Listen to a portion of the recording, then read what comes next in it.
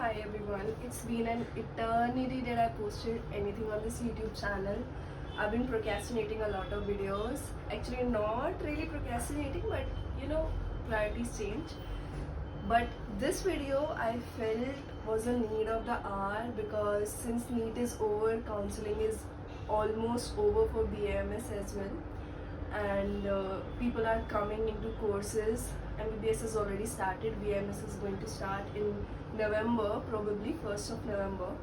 So I feel it is the need of the hour to share this message, as you would have seen on the thumbnail and in the caption, that why you should not choose BAMS.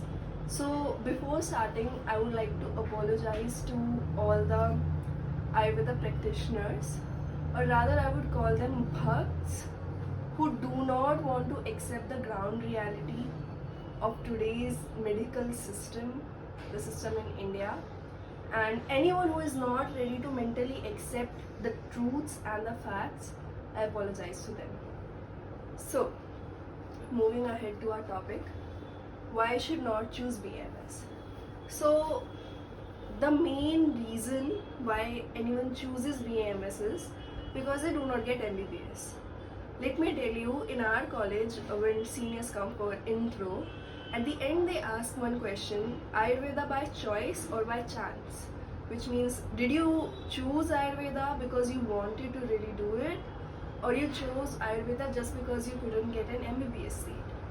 And let me tell you, 99% of people say by chance.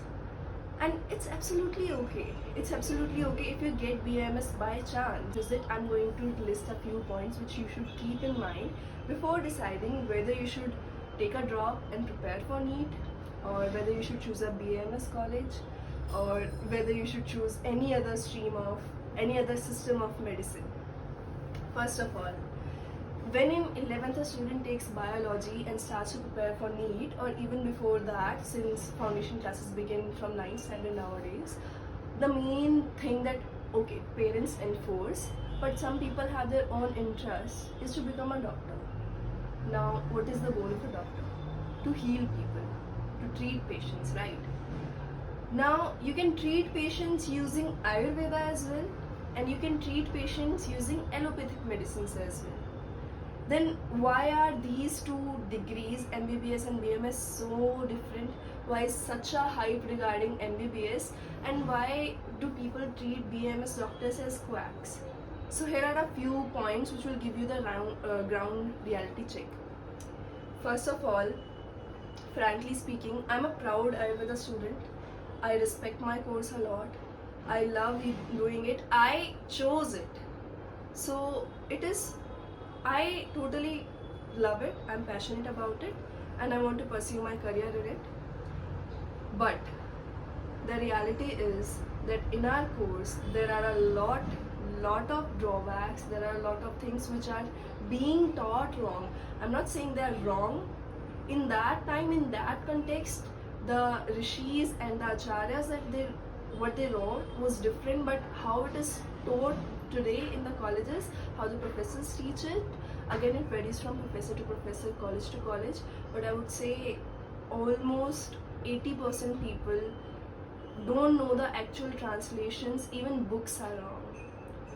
Ayurveda books which have Hindi translation and Ayurveda books which have English translation have a slight variation. Also the NCISM, National Commission for Indian System of Medicine, I don't know if they see it or not, but there are a lot of things which need to be revised in our syllabus. They need to be updated. Some things need to be cut down because they are not relevant today. So the first point was that there are a lot of drawbacks in the course, and honestly, MBBS also has its own drawbacks, right? Every course has its own drawbacks. It's okay. BMS is imperfect like any other courses, but be ready to accept it before coming to it. The second point that I would like to add is that only Ayurveda is not enough. Yes, only allopathy is also not enough. Yes, in current scenario when India's population is so highly rising, never stopping, and the diseases also are increasing day by day. We are not enough with the I would say skilled medical practitioners. Medical practitioners are there, but highly skilled people who can treat are really less. So I would say that not a single system of medicine is not enough, especially in a country like ours, who has had a different medical history, and we have come from a different medical background of our very own, where we use indigenous medicines and plants and make our medicines and treat people. So only allopathy, I wouldn't say, is enough. Allopathic doctors consume Ayurvedic medicines, they prescribe Ayurvedic medicines, saying that allopathy is not enough. Similarly, Ayurveda is also not enough, because again saying the course has its own limitations. In Ayurveda, after the BAMS, we have MS and MD, and MS is the surgery, which is Shalya Tantra. In Shalya, we don't have all the surgery. Accepting it very frankly, we don't specialize all the surgeries. Major surgeries, including a lot of heart surgeries and neurological surgeries, are not included in Ayurveda code. If you really want to be a surgeon, I personally would suggest you to go into MBBS. I personally feel it that allopathic medicines are very widely used, very widely spread in the whole country, and very easily available. Varies from state to state. In South, if you're going to Kerala or Tamil Nadu or places like Karnataka, Kerala, Tamil Nadu, these will have much more Ayurvedic shops than as compared to North. In North, we don't really get Ayurvedic medicines easily. We don't really get Ayurvedic medicines as easily as we can get allopathic medicines. And also there are few selected brands like Patanjali, Dabur, Himalaya. Only these brands are there which supply their medicines, and they're not enough to meet the needs of Ayurvedic practitioners. So that is also one reason why I feel only Ayurveda is not enough. Moving to the second and a very very important point, BAMS is not easy. Please, if you have this thought in your mind that if getting a BMS college is easy, so maybe BMS is also easy. No, not at all. Stop thinking like that. Stop right now. Let me tell you what is our course. Okay, we have 5 subjects in total. One is Rachna Sharira, anatomy. One is Kriya Sharira, physiology. Then we have Padartha Vijnana. Then we have Samhita Adhyana. And another one is Sanskrit. Out of these two, anatomy and physiology, you must be well aware about, because we have same in MBBS as well. But the rest 3 subjects are not easy. First of all, are purely Ayurvedic based. Like Padartha Vijnana gives you an overview of the clinical tools. Like it will prepare you for the upcoming stages when you interact with patients, and it gives the very basic foundation of Ayurveda as well. Samhita Adhyana is about the Samhitas that we have, Ashtanga Hridaya and Charak Samhita, which teaches the very normal, very basic lifestyle routines and very basic medicines and plants that we need, the very basic knowledge which one should have. And Sanskrit is taught so that we can read Samhitas. Rachna Sharira and Kriya Sharira, we have 2 portions, Ayurvedic portion and the modern portion. So we have to study the MBBS syllabus of physiology and anatomy and the Ayurveda syllabus of physiology and anatomy. We have all 4 volumes of BDC.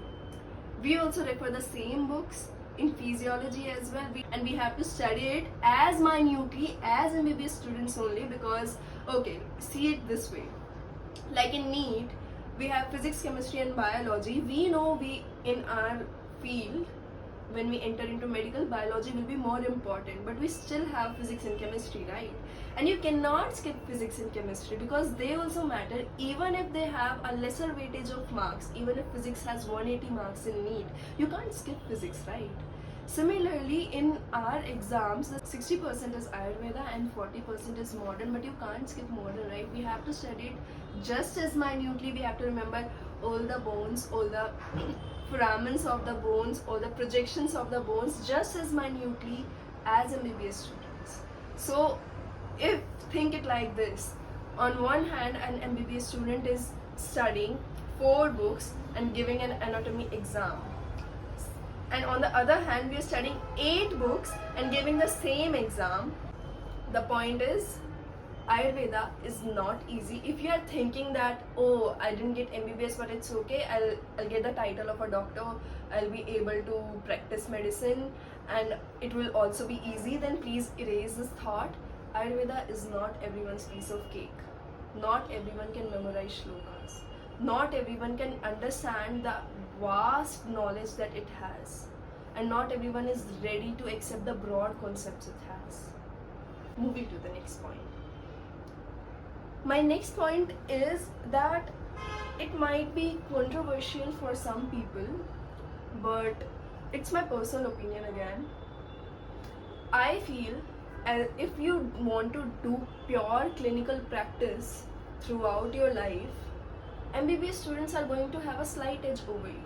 Like, there are different career options after BMS, right? You can be a medical officer, you can go into research, you can set up your own clinic, you can open up a wellness center. Now, as far as the clinic career is concerned, I feel MBBS students will have a slight edge over you. Because, see, this is India, this is a society, we make the society, it's our thinking first that matters. But again, you cannot shut the mouth of everyone. There will be a lot of people who will say that don't go to BMS doctors, who will not respect Ayurveda, who will not follow Ayurveda. And they will always choose an MBBS doctor over a BMS doctor if they are freshers. One fact, that in any city, if there is a well-established BMS practitioner and a well-established MBBS practitioner, and both of them, they have their own methods of treatment. If the BMS practitioner is practiced well enough, if he has good clinical skills, then undoubtedly he can earn more than an MBBS doctor. Let's forget the earning part, he will get more patient inflow. Because it depends on the skill, but initially when you'll just be graduates and when you'll freshly open your clinic and people will see under your nameplate that, oh, he has done BAMS, then there might be slight chances that they won't prefer to go to you, rather they would go to a neighboring MBBS doctor. Harsh reality, have to accept. So what can be the solution for it? That you master your clinical skills to such a level that you can meet the competition that is there in the society today. See, every year there are more than 50,000 to lakh, I'm not sure about the numbers, I'll have to check that. There are more than 50,000 to lakh people who are graduating with MBBS, and a lesser number of BMS graduates as well.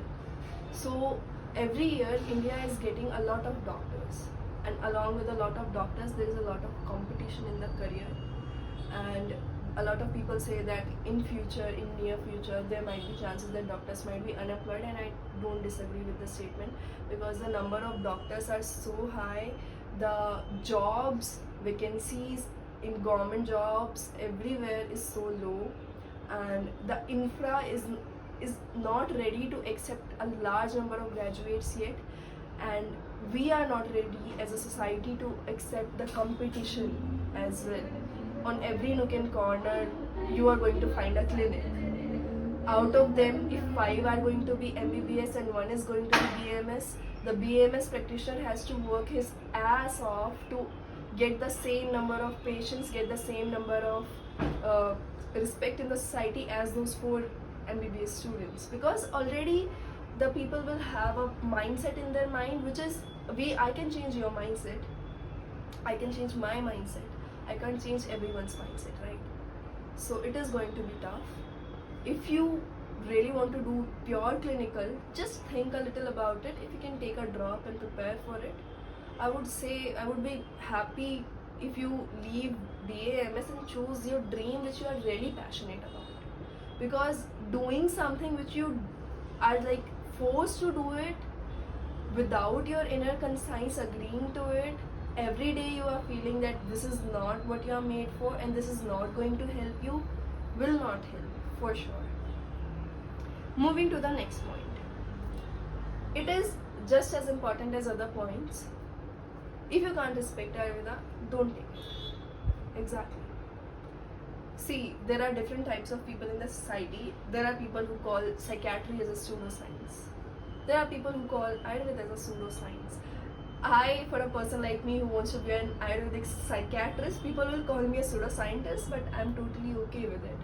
But if you can't respect it, if you also think that Ayurveda is a pseudoscience, then please don't study this pseudoscience. Don't come and pursue this course.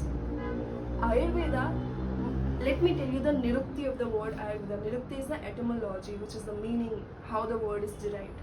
Ayu means life. Veda means science. It is the science of life. Widely we can say it's a life science. It can treat people. It can teach you how to conduct yourself in the society. We have a topic Sadvrita in Arashtan Hridaya, how to conduct yourself in the society, which focuses on the social health.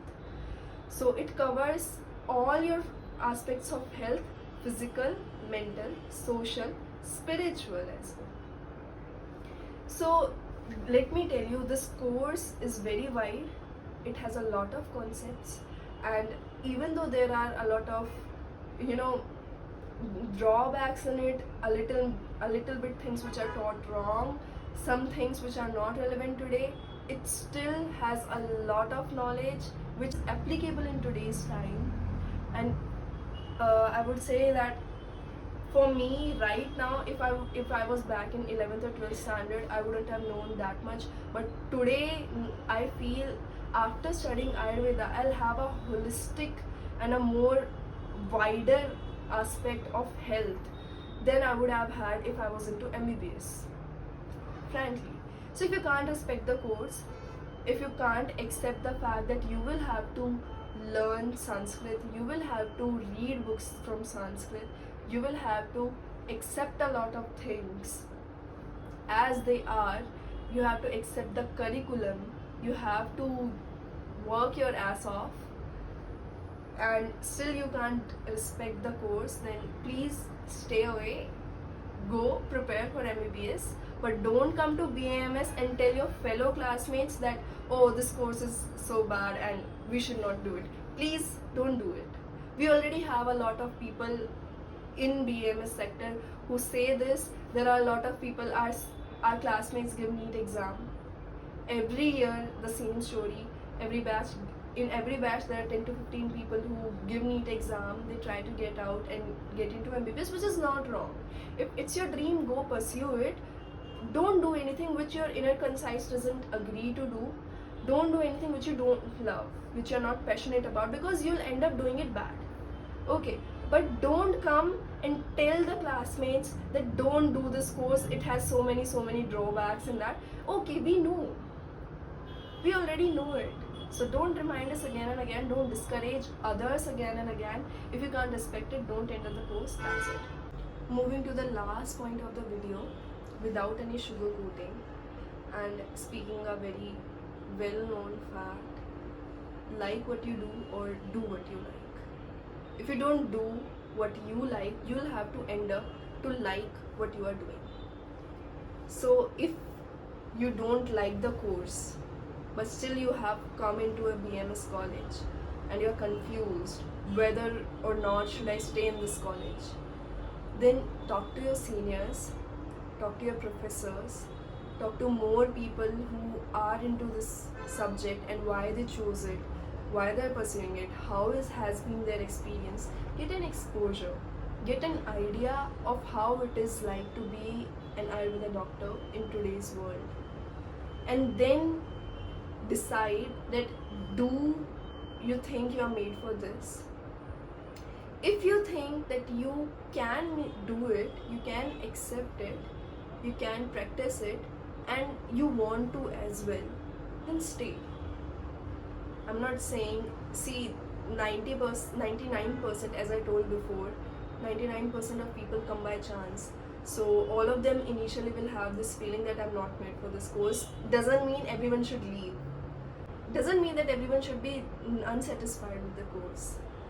If you dive deeper into Ayurveda and understand the beauty of the samhitas, the language, the different way we understand the body, the doshic aspect that we use to treat patients, the prakriti aspect that we use to treat patients, there is a different beauty, there's a different science behind it all. There have been numerous researches conducted, and there are a lot of, I would not really say miraculous, but undiscovered things as well, which are very effective in Ayurveda, which are not yet decoded.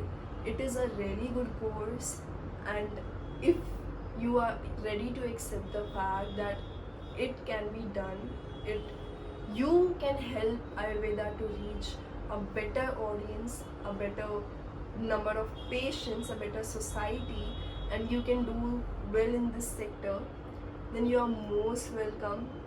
But again, if you don't feel like doing it, if you feel after entering the course, if you feel that you should take another chance for NEET and go for an MBBS college, just try to do what exactly you want.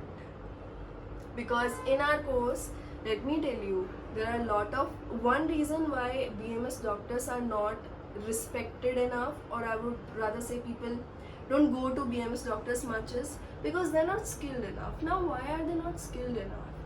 If we love a course, if we are passionate about it, we'll study it nicely, and if we study it nicely, if we gain all the skills and the knowledge and everything about what goes in a patient's body and how we can treat it, we'll definitely treat patients better. But if we're not, if all the time lack gratitude, we don't have this acceptance, then definitely we won't be able to study. If we won't be able to study, if we take the course lightly, if we misinterpret the course, which is done in a lot of colleges, if we misinterpret it and if we don't study it well, then definitely we won't be able to become good doctors. I would like to conclude this video by saying a degree does not decide if you're going to be a good doctor or not. Your passion towards it, your way of understanding the different medicine system, whatever you are in, MBBS, BAMS, BHMS or anything, your way of understanding that system, your way of interacting with the patients, and your knowledge, your skill is what is going to carry you forward, not a degree. Let me tell you, if people call BMS doctors as quacks, let me tell you, the number of private MBBS colleges, and not just private, even government, a few government colleges, I have a few examples, and a lot of private colleges of MBBS, they also produce quacks.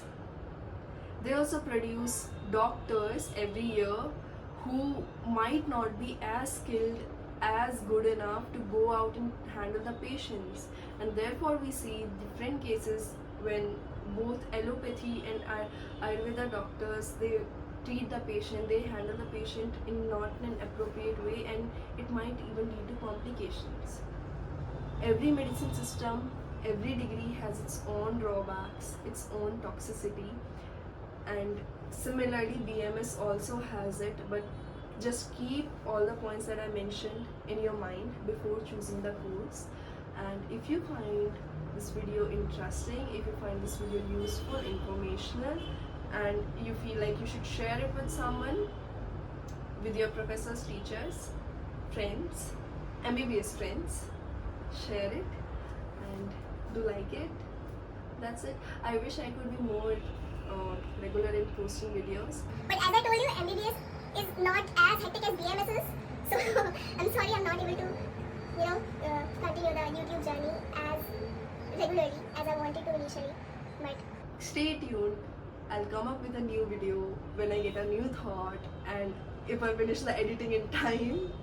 Thank you so much for watching this video. Namaste.